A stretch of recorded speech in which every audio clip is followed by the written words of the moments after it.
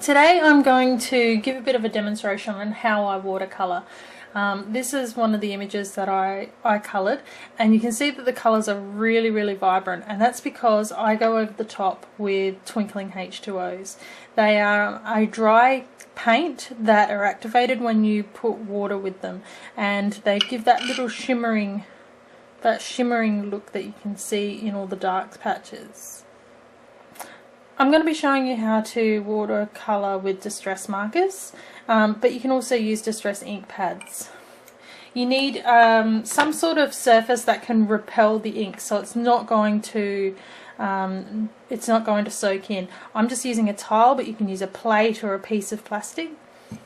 I'm going to be using a blender pen for most of the colouring. It is a pen that has a clear liquid inside, and it's not as runny as using a water brush or a paintbrush, so you've got a lot more control over how wet your paper ends up. The other thing I'm going to be using is a water brush, and it has an empty barrel, and you fill that with water, give it a squeeze, and the water will come out of the top. I sell these at Stamp & Stuff, and they have a little stopper in them which restricts the water flow a little bit. With this brush you can still flood the paper, but it's just not as hard. First you want to start out and get yourself some watercolor paper. Now this is especially for lots of wet applications, so you're not going to end up with a wrinkly piece of paper at the end of it. It's for watercoloring, and it gives you a lot more work time. So now we're ready to watercolor. I have a piece of scrap paper, and when my blender pen gets dirty or I want to get some of the ink out, I'm just going to scribble that on the scrap paper, and that will make the liquid run clear again. This is my tile, so if you're using an ink pad, because it's raised, you can easily just wipe that ink pad over the tile and it'll transfer some of the ink, and then we're going to pick that ink up with the blender pen. If you're using markers, we're just going to brush the marker on there a little bit and put some ink down. So the first thing I do is I go through the entire image and watercolor each color or each section in the lighter shade that I want it to be. So if you look at this, here's where the sun is shining on this little dragon's nose. That's going to be nice and light. So I'm going to go through and I'm going to do the whole thing in that shade of green.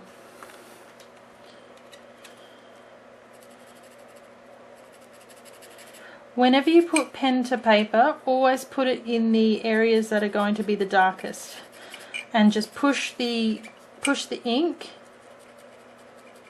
into the lighter areas. Now that I've finished shading the dragon in the lighter shade of green, I'm going to start adding these shadows. So choose where you want the sun to come from and put all the shadows on the same side of the body. In this case, the sun is pretty much coming down from the top. So to create one of these shadows, just pick up a whole lot of ink onto your blender pen, put it down in the place where the shadow is going to be, and spread it out a little bit. Then when you've got enough dark down, clean your brush, your blender pen, and then just come back and just blend that line right where the dark and the light meet. Build up your colour. You don't need to go as dark as you want it straight away. It's best to build it up and then move to another area and let it dry in between.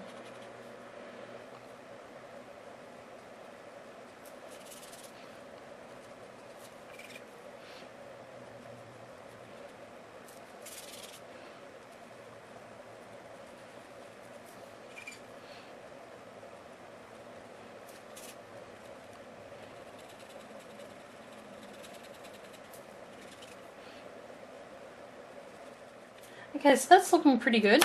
Now I'm going to come in with the direct to paper method, and I'm going to put some marker right in the really dark areas. Make sure you wait until the area is pretty dry before you do it, because you don't want the marker to bleed into other areas. So just put some down and then just blend that line out, just so it transitions a bit nicer.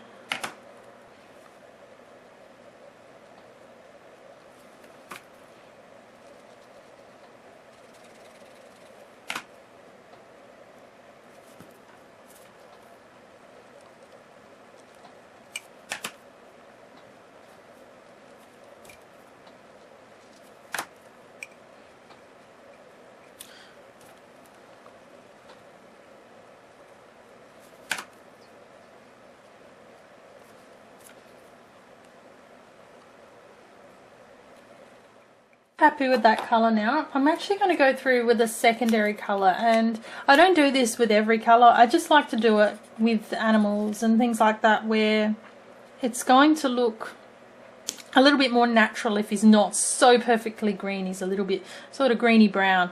So I'm actually going to go in with a bit of vintage photo marker now, and I'm just going to add some brown to the really dark areas. And avoid putting this on already really wet areas. Go around to the areas that you sort of have given time to dry and add them on there. Because again, you don't want the colours to start running.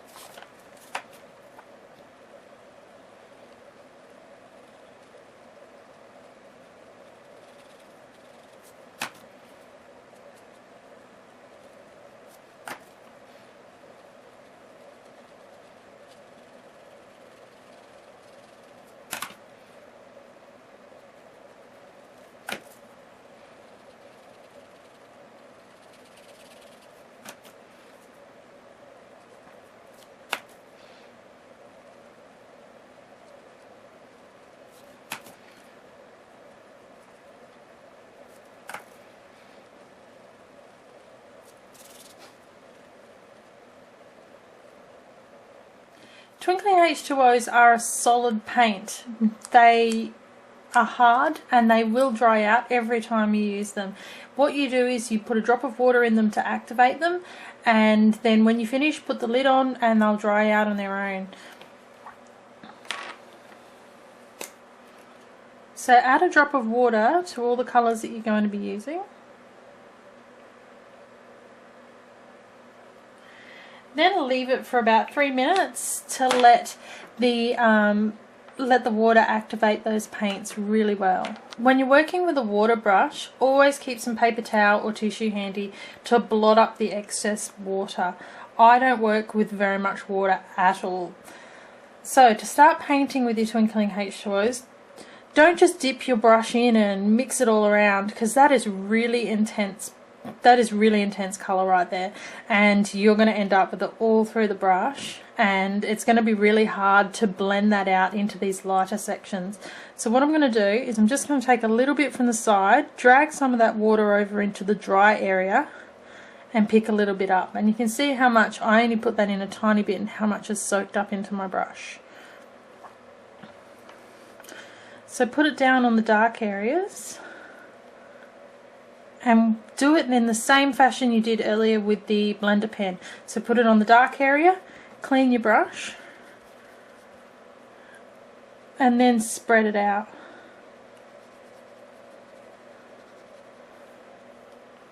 Now when you run over areas like lines and things like the eyes, you'll notice the Twinkling H2O's will cover those up and you won't be able to see them as well. So I have just run over a line there on his chin. I'm just going to clean the brush completely and then just wipe over that line and let your brush soak up some of the paint that you just put down, and that will clean the line back again so you can see it again.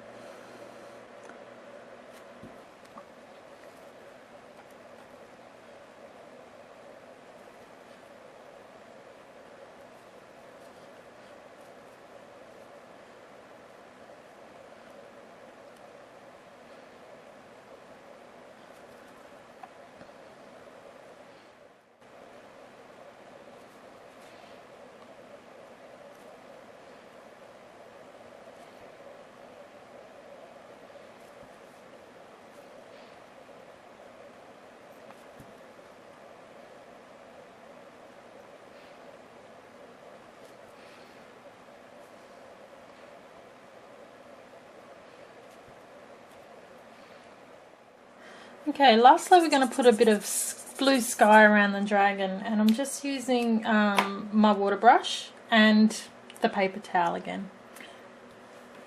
So work in very small areas with very light colour to begin with and build it up. So put it down in the areas closest to where you want the darkest area, then drag the colour out until you can't see it anymore.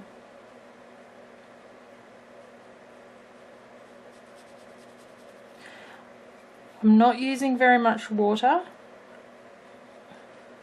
This is actually bordering on almost too much water for me, so I'm going to dry the brush and then continue.